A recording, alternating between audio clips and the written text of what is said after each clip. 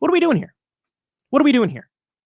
I don't know. It turns out if you talk to a CIA guy and then you talk to a Mossad guy, you get some bogus narratives that start to come out, feeding into the hysteria. God, man.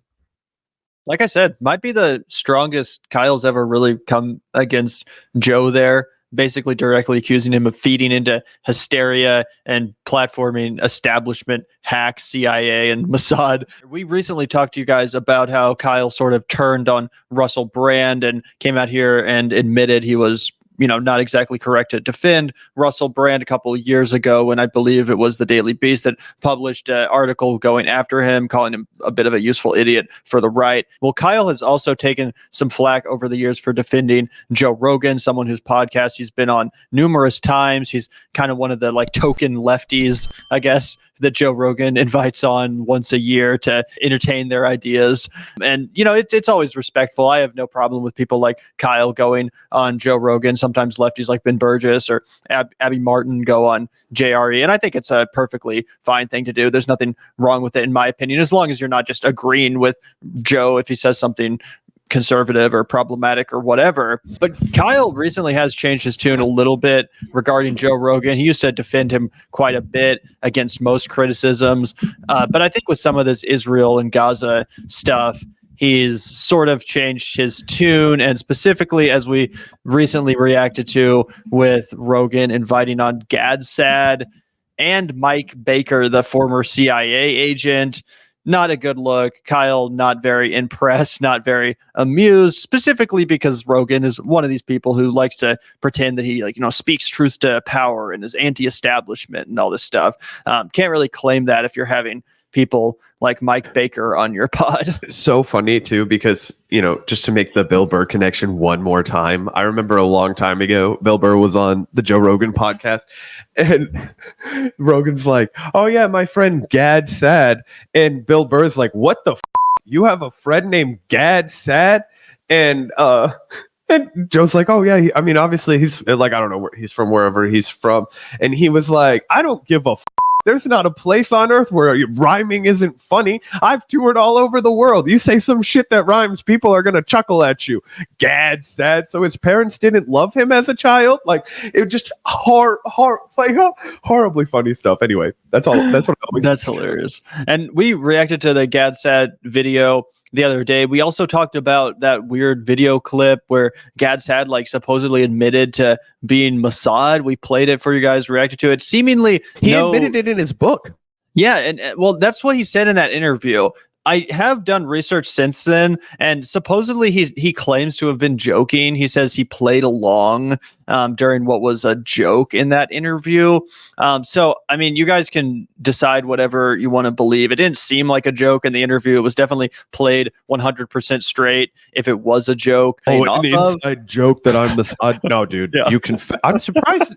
I'm very surprised this hasn't been brought up more. Yeah, dude, this is crazy, guys. We played the clip. It's entirely obvious what's happening.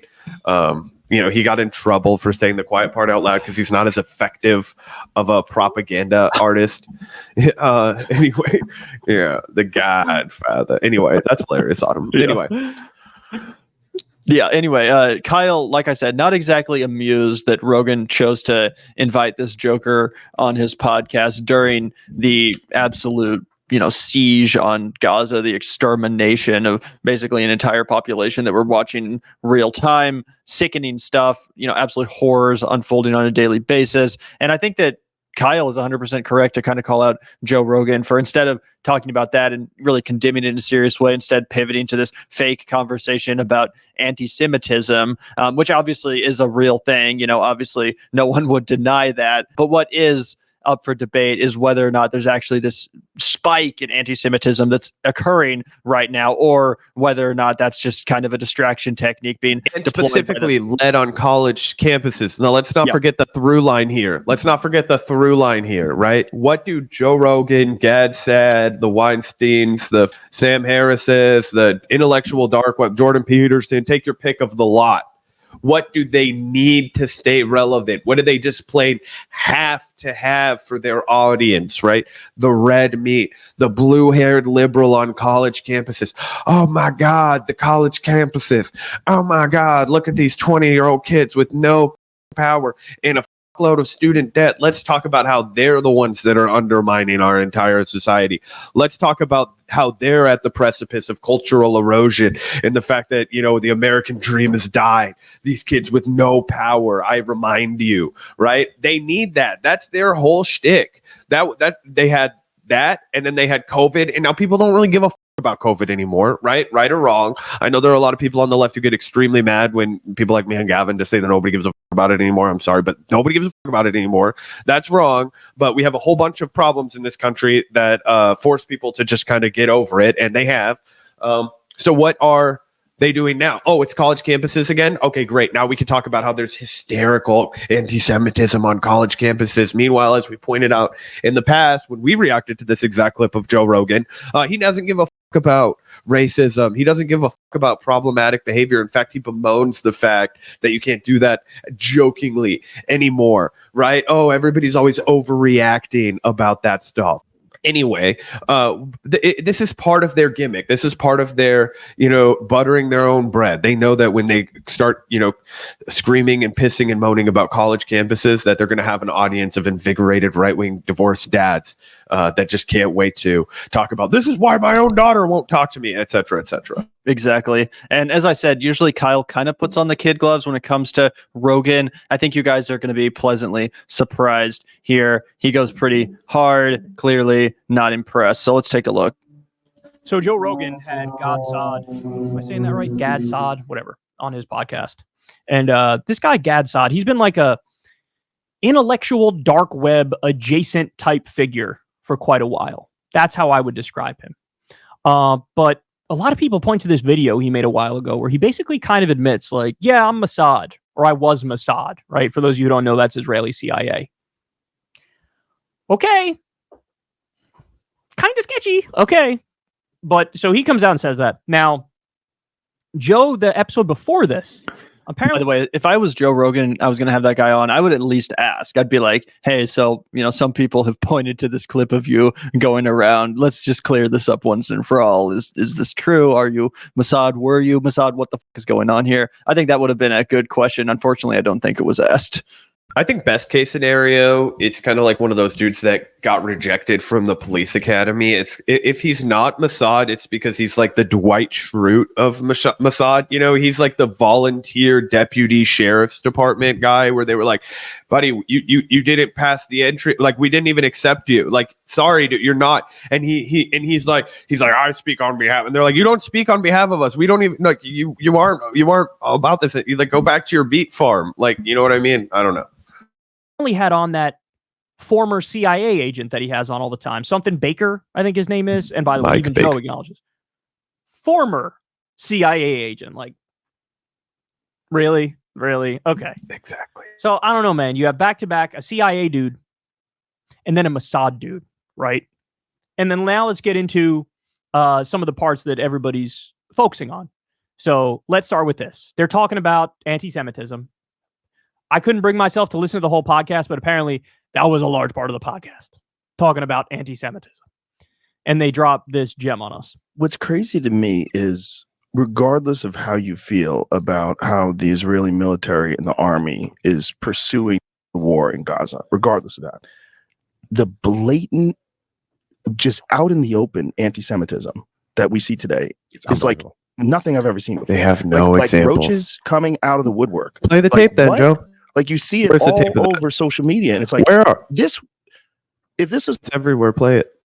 Yeah, I don't even know what he's talking about. Like, I don't even know the clip and reference that he's It doesn't exist. It's the same. They filmed it actually at the same school where they make you shit in litter boxes, Gavin. His friend told him. September and not October, like if this is just, you would be shunned Everybody would be like, this is horrible. How the fuck could you say this? How are you? You're openly anti-Semitic. You're openly blaming the Jews for all the world's problems. This is All the crazy. world's problems. This is That's Nazi crazy. shit. No, the And yet one you're seeing problem it that everywhere this now. country of When those Israel is teachers- committing, and we're not blaming the Jewish people, we're blaming the country of Israel, and you don't have any examples of actual anti-Semitism, so you just made a couple up. We're in front of Congress. When those principals of those universities were in front of Congress, and they were saying that it's not harassment to say death to the Jews unless it's actionable. Nobody said death to the Jews. Which There's is not the a single craziest piece of that. There's not a mental, single verbal piece of gym- footage from real college students, and it wasn't presented before Congress. Do you think anybody in their right mind would respond to video footage of people chanting death to the Jews and say, oh, that's not anti-Semitic? Oh, wait, yes, your guy, Donald Trump, when a bunch of tiki torch holding Mormon looking white guys paraded down, descended onto the streets and chanted, Jews will not replace us. And he said there were bad people on both sides. There were bad folks. There were bad people on both sides. How thick do you think people are? Do you think people are as dumb as you? I think he does. I think he does. I think Joe Rogan has been a victim of his own success because he's just about as dumb as the average American. So he has been able to skyrocket to the top of the interview field because somebody will be like, yep, 2 + 2 is 4. And he'll be like looking at you and he'll be like, hold on 1 second. Yep.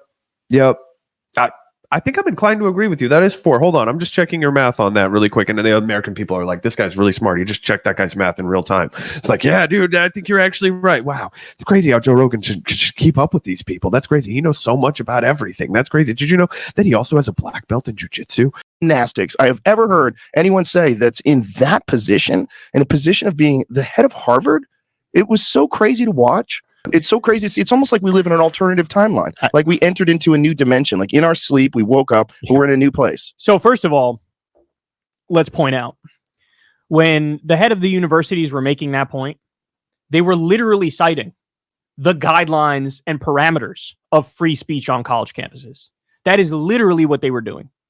So in other words, the Supreme Court decided in the Skokie case, it is even legal in the US for Nazis, neo-Nazis, to march through a predominantly Jewish town and do their protest as long as they don't do violence. That's what the Supreme Court said. The Supreme Court said that's what free speech means. It even protects speech that you hate. It even protects the ACLU supported that. disgusting speech. In this country, we don't even have laws against hate speech. It's not a thing. This is what the First Amendment is all about. This is what free speech is all about. Can we pause it? That's the first point. What a cold way to own him right off the bat, by the way. Some supposed free speech warrior. You hate free speech as soon as it's speech you don't like. Have I heard that before? Oh, you don't have principles. Oh, no, you're just an opportunist. The second point is, the answer was, hey, if there's a direct threat of violence against a Jewish kid, that's unacceptable. Because that is not protected speech. Direct threats of violence are not protected speech. But the point they made was 100% the legal standard and how it should be. You're allowed to say things even that are grotesque as long as there's not a direct threat of violence. So I don't know why now all of a sudden people have turned on free speech. And by the way, let's be clear, there were no actual examples of people on these college campuses saying death to the Jews or gas the Jews or saying anything along those lines. That didn't happen. That was a bullshit hypothetical brought up. The real reason people are pissed off, there's a bunch of Zionists that are mad that kids are saying from the river to the sea, Palestine will be free, and that they're saying intifada. That's why they're mad. And then they make a stretch of an argument that, oh, when they say those things, they actually mean kill all the Jews. No, they don't. You just made that the up. Okay, so that's addressing that point of it. Now, look, we gave Joe credit a couple weeks ago or a month ago or whatever it was when he had on Coleman Hughes, and Coleman Hughes was defending savage, barbaric Israeli war crimes brazenly.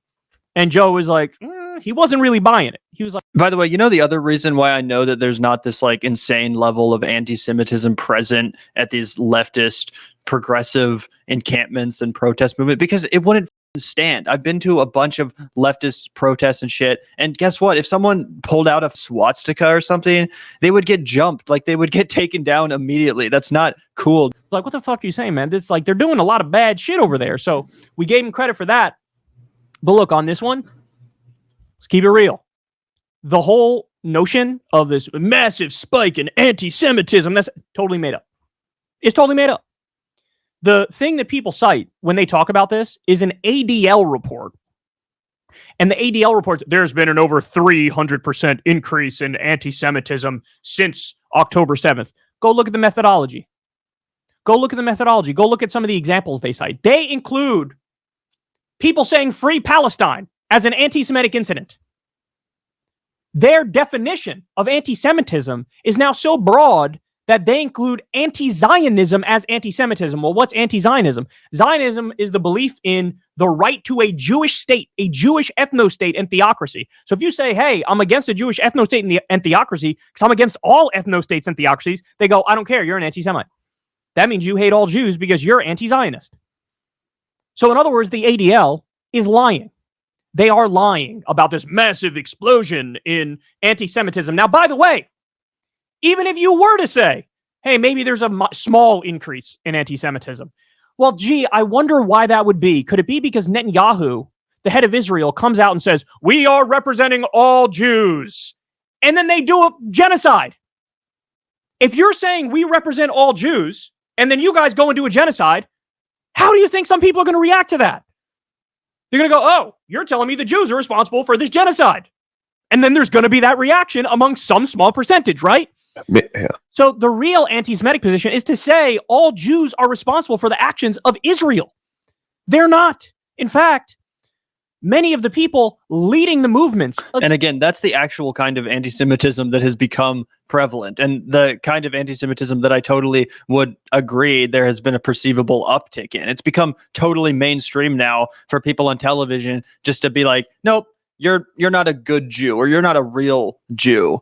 You're a self-hating Jew if you have the wrong opinion about a foreign government that you perhaps have never even been to, let alone identify with, as far as your lineage or ancestry or whatever. Not all Jewish people feel this affinity and relationship with Israel, let alone sign off on all of its brutal apartheid policies. And yeah, Kyle's 100% right. It's become totally mainstream, just to let people on TV, Jewish or non-Jewish, and let them call other Jews tokens, or say that, they're self-hating, again, just because they have the wrong quote unquote opinion on Israel, which 100% is anti-Semitic. Against Israel's genocide are Jews. If not now, not in our name, Jewish Voice for Peace. Many of these they're Jewish-led organizations where they are anti-Zionist Jews saying, hey, motherfucker, don't tie me in with your carpet bombing of babies. Okay, don't tie me in with that. So, Jesus Christ, this is crazy to watch, bro. Real anti-Semitism that's on the rise, calling Jewish Voices for Peace a hate organization. There was an effort to have that occur. Yeah, or brutalizing the only Jewish woman running for president of the United States right now. Yeah, how about that? Occupation protest as she stands up for the people of Palestine. Yeah, and then make no mention of her faith, her background, her candidacy. Yep. It's such a bogus narrative. Isn't it interesting that the cries and the shrieks and the moans and the bitching about the rise in anti-Semitism that perfectly coincides with Israel increasing their atrocities and their war crimes in Gaza? CNN just came out and reported, I'm shocked that they had the balls to do this. Israel has literal concentration camps. Day after day, we learned about another hospital bombed, and another school bombed, and another UN building bombed, and a continued medieval siege that cuts off food, fuel, water, electricity to 2.3 million people. At the same time, all that's going on. Oh, look, more carpet bombs that targeted toddlers. Oh, look, 16,000 kids dead. Oh, look, 10,000 women dead. Oh, look, 40,000 Palestinians. At the same time that's happening, they go on the offense by flipping it and saying, you're all just anti-Semites for the criticism of Israel. That's what you are. You're all just anti-Semites. And then that becomes a narrative. We're really talking about an increase in anti-Semitism at a time when there's an annihilation campaign against Palestinians, a genocide unfolding right in front of our eyes, killing civilians, women and children on purpose. And we're supposed to have a conversation targeting medical about the feelings of college and physicians, starving them, dehydrating them, destroying their hospitals, destroying the infrastructure, destroying the roads that are required for humanitarian aid to reach them. Okay, guys, And again, I say, this is not something the United States wouldn't do. It's not something the United States hasn't done. But we're opposing this because it's happening now and because it is unacceptable. And we are because America has participated in it. exactly. And we have a huge hand in this. Do you think that Israel could get away with this without us? No. Kids. By the way, a lot of the incidents they point to are totally fake. Also, you remember the dumb bitch who said I got poked in the eye with a Palestinian flag. She was a liar. Video came out. That on she video. Liar. She's also the same bitch Kyle's, who did. Let it be known, Kyle's also a the name rabid misogynist. He just referred to that woman as a B slur. Yup, anti-Semitic and sexist. Wow, they always go hand in hand. Misogynist Kyle Kulinski. That should have been our headline for today. Kyle Kulinski exposed as raging misogynist. Yeah, boy. That would be the ultimate example of people in glass houses throwing stones, bro. We are out of context clips. Israeli couscous. They dropped Israeli from it. What an outrage. Turns out that wasn't true either. What are we doing here? What are we doing here? I don't know. It turns out if you talk to a CIA guy and then you talk to a Mossad guy, you get some bogus narratives that start to come out, feeding into the hysteria. God, man. Like I said, might be the strongest Kyle's ever really come against Joe there, basically directly accusing him of feeding into hysteria and platforming establishment hack CIA and Mossad people to further distort the narrative about what's going on with these protests. He seems genuinely kind of upset about this, and I understand why, because for all these years he's defended folks like Joe Rogan, at least taking them at their word that they really truly cared about free speech and that they were principled in their resolve and their defense of the First Amendment, only now to realize as soon as you're sitting across from some Mossad loser, some asshole named Gad Saad, you change your tune on a dime so that you can just, get the brownie points and the head pats. His entire MO. Yeah, he's got to get a pat on the back from the crowd that's not really thinking deeply on the. I did my own research, bro. Yeah, you ever heard of Google? Yeah, bro. Showed me some crazy stuff. I don't know. I read on a Reddit forum that if you just pee on your feet after you get stung by a jellyfish, you're gonna be all right, pal. It's actually good for you to feel that pain because that's your body telling you that poison has entered it. And I always just take it as a moment of personal meditation. I say, if I could get through this, surely I can get through my next marathon faster. I always run barefoot over rocks too because I think it's good to be uncomfortable. Yep. On a serious note, though, I am hoping that Kyle gets another invite to the Joe Rogan Experience. I would like to see him go into the lion's den one more time to hopefully set Joe straight. Obviously, it wouldn't last long, maybe a temporary reset for about a month or so before Joe gets back on his bullshit. But it is always nice to see some genuine lefty pushback on a platform like that. So I am hoping that Joe Rogan sees that clip and actually takes into consideration some of what Kyle was saying and, hopefully initiates a conversation as a result. Who knows? But that's certainly my hope.